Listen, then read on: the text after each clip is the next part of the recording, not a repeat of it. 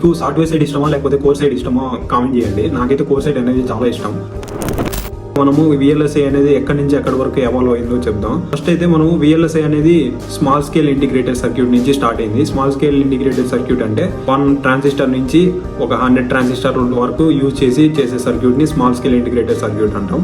తర్వాత కొంచెం అప్గ్రేడ్ చేస్తే మనకి మీడియం స్కేల్ ఇంటిగ్రేటెడ్ సర్క్యూట్ అంటారు. దాంట్లో 100 నుంచి 1000 వరకు ట్రాన్సిస్టర్స్ యూజ్ చేసి సర్క్యూట్ డిజైన్ చేస్తున్నాము. దాన్ని కొంచెం అప్గ్రేడ్ చేస్తే లార్జ్ స్కేల్ ఇంటిగ్రేటెడ్ సర్క్యూట్ వచ్చింది.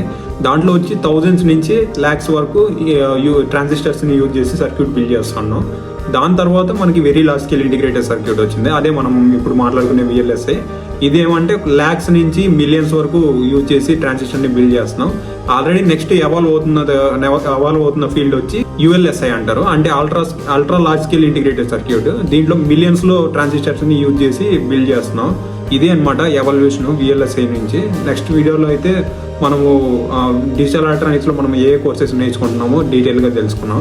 ఈ వీడియో నచ్చినట్టయితే మీరు ఫాలో చేయండి అండ్ మీ ఎలక్ట్రానిక్స్ ఫ్రెండ్స్ కి వీడియోని షేర్ చేయండి.